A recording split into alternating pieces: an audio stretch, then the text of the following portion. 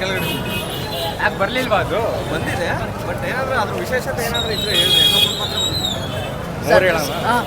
ದಯವಿಟ್ಟು ಬಂದು ಆದಷ್ಟು ಬಂದು ಥಿಯೇಟ್ರಲ್ಲೇ ನೋಡ್ರಿ. ಇವಾಗೇನು ಮುಂಚೆ ನೋಡಿದೀವಲ್ಲ ಕಾಂತಾರ, ಅದು ಏನು ಅಲ್ಲ, ಈಗ ಮಾಡಿರೋದು ಆ್ಯಕ್ಚುಲಿ ಅಸಲಿ ಇರೋದು. ನೀವು ಹೇಳ್ತಿದ್ದೀನಲ್ಲ, ನೀವೇನಾದ್ರೂ ಅಕಸ್ಮಾತ್ ಈ ಫಿಲಮ್ನ ಮಿಸ್ ಮಾಡ್ಕೊಂಡ್ರಿ ಅಂದರೆ one of the greatest Indian ಫಿಲಮ್ನ ನೀವು ಮಿಸ್ ಮಾಡ್ಕೊಂಡಂಗೆ. ಭಾಳ ಜನ ಕಮೆಂಟ್ಸ್ ಅಲ್ಲಿ ಹಾಕ್ತಿದ್ರು, ಒಂಬಳೆಯವ್ರು ರೇಟ್ ಜಾಸ್ತಿ ಮಾಡಿದರೆ ನಾವು ಮೂವಿ ನೋಡಲ್ಲ ಕ್ಯಾಶಲ್ಲಿ ನೋಡ್ತೀನಿ ಅಂತ. ಬ್ರೋ ಬಾಯಿಗೆ ಬರ್ತವೆ, ಬಟ್ ಬೇಡ ಬ್ರೋ. ನೀನು ಸುಮ್ಮನೆ ಬಂದು ಥಿಯೇಟ್ರಲ್ಲಿ ನೋಡು. 200 ರೂಪಾಯಿ ಅಲ್ಲ, ನೀನು 1000 ಕೊಟ್ಟರು ಹೊರ್ತೈತೆ ಮೂವಿ.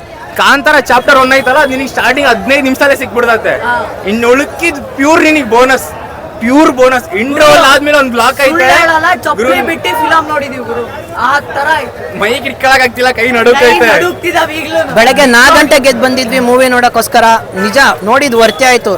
ಯಾವ್ದಾದ್ರು ಒಂದು ಸೀನ್ ಬಗ್ಗೆ ಹೇಳೋಣ ಅನ್ಕೊಂಡೆ, ಮೂವಿ ಫಸ್ಟಿಂದ ಲಾಸ್ಟ್ ತನಕ ಯಾವ ಸೀನ್ ಬಗ್ಗೆ ಹೇಳ್ಬೇಕು ಅಂತ ಬಾಯೇ ಬರಲ್ಲ, ಸುಮ್ಮನೆ ಕುತ್ಕೊಂಡು ನೋಡ್ಬೇಕು ಅಷ್ಟೇ.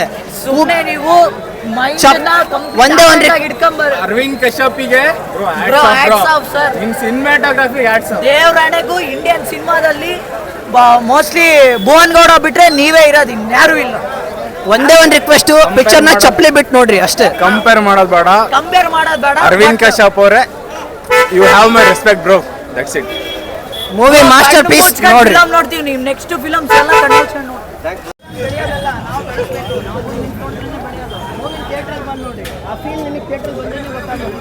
ಸಿನಿಮಾ ಫಸ್ಟಿಂದನೂ ತುಂಬ ಕುತೂಹಲದಿಂದ ಸಿನಿಮಾ ಏನು ಇವತ್ತು ರಿಲೀಸ್ ಆಯಿತು. ನಾವು ಬೆಳಗ್ಗೆ 5 ಗಂಟೆಗೆ ಎದ್ದು ಬಂದು ಸಿನಿಮಾ ನೋಡಿದ್ವಿ. ಸಿನಿಮಾ ನನಗೇನು ಅನಿಸ್ತದೆ, ಫ್ರ್ಯಾಂಕ್ಲಿ ರಿವ್ಯೂ ಹೇಳ್ತೀನಿ ನೋಡಿ. ಆ ಸಿನಿಮಾದಲ್ಲಿ ದೈವ ಪಾತ್ರ ಏನಿದೆಯೋ ರಿಷಬ್ ಶೆಟ್ಟಿ ಅವರು ತುಂಬ ಅದ್ಭುತವಾಗಿ ಮಾಡಿದ್ದಾರೆ. ಆ ಸಿನಿಮಾ ಮೇಕಿಂಗಲ್ಲಿ ಆ ದೈವದೇನಿದೆ ತುಂಬ ಚೆನ್ನಾಗಿ ಬಂದಿದೆ, ಅದಂತೂ ಒಪ್ಕೊತೀನಿ. ಆದರೆ ಸಿನಿಮಾ ಏನಂದರೆ ಸ್ವಲ್ಪ ಸ್ಕ್ರೀನ್ ಪ್ಲೇ ಎಲ್ಲೋ ಸ್ವಲ್ಪ ಡಲ್ ಆಯ್ತು ಅಂತ ಅನಿಸ್ತು, ಸ್ವಲ್ಪ ತುಂಬ ಸ್ಲೋ ಇದೆ. ಆ ದೈವ ಬಂದಾಗ ಮಾತ್ರ ನಮಗೆ ಸಿನಿಮಾ ಒಂಥರ ನೆಕ್ಸ್ಟ್ ಲೆವೆಲ್ ಅಂತ ಅನಿಸುತ್ತೆ. ಅಷ್ಟು ಬಿಟ್ಟರೆ ಸಿನಿಮಾ ದೈವದ ಮೇಲೆ ನಿಂತಿದೆ ಸರ್. ದೈವದೊಂದು ಒಳ್ಳೆ ಇದಿಟ್ಕೊಂಡು ಇಡೀ ಸಿನಿಮಾನೇ ನಿಲ್ಲಿಸಿದ್ದಾರೆ ಅಷ್ಟೇ.